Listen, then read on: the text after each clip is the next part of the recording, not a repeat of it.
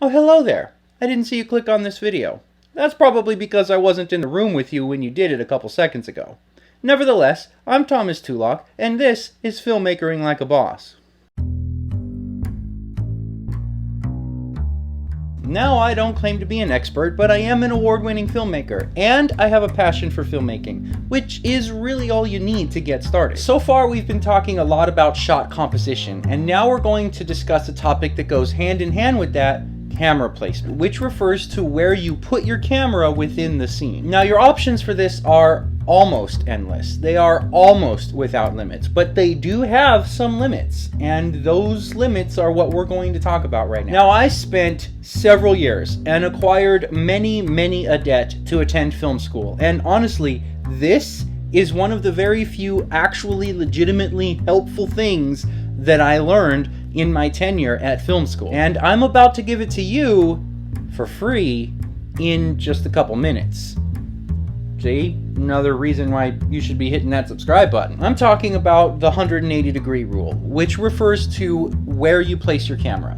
And of all of the rules and all of the techniques and all of the things in filmmaking, usually they're flexible, but this rule is one you really want to observe. Let's say you have a scene where two people are having a conversation with each other, and they're facing each other, as you do. For the sake of demonstration, our two subjects are going to be Optimus Prime and Skywarp. Now, what you would do is draw an imaginary line across your two subjects like so. And you want to make sure that your camera does not cross that line. Now, you can put it anywhere within the 180 degrees of one side of that line, but it has to stay on the same side. Typically, in a scene such as this, you would put the camera on one of the actors to film their lines. Then you would turn it around to film the other actor giving their lines. This is called the reverse shot. The first shot of the first actor, and then the reverse shot of the second actor. Shot, reverse. Whichever side of the line you place the camera for the first shot,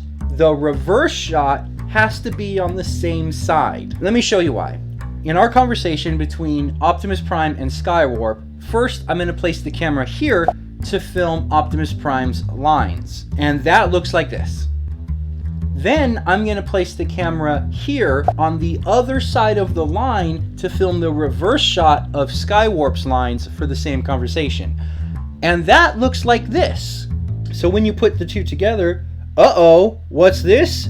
Optimus Prime and Skywarp are facing the same direction. You know, they're not in real life. They're standing here facing each other, but by crossing the line for the reverse shot in post, it looks like they're both facing the same direction. They're both staring off into the distance in the same direction instead of facing each other for the conversation. But now, instead of crossing the line for my reverse shot, I'm going to move the camera back to the same side of the line as the first shot, and I get this.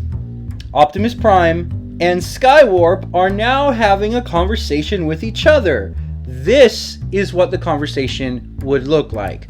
Optimus Prime, then Skywarp. Oh, look, they're facing each other. Now, as your scene gets more and more complicated, it can be more and more difficult to keep track of where the line is. The more people you have in your scene, the more complicated. Essentially, you want to draw that line between whichever two people are talking to each other in this moment. It also doesn't have to be people. It could be inanimate.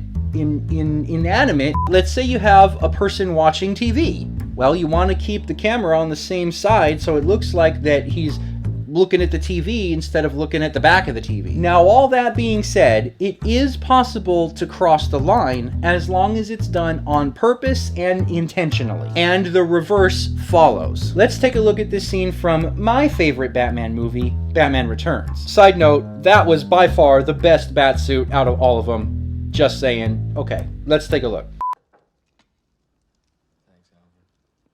We have Bruce Wayne and Selina Kyle sitting on the couch, and the camera starts off behind them, behind the couch.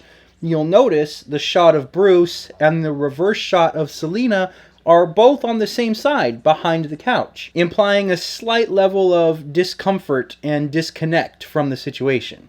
But then, as things get more comfortable and more intimate, Tim Burton crosses the 180-degree line with the first shot, and the camera is now in front of them. But notice both the shot of Bruce and the reverse shot of Selina are on the same side in front of them now.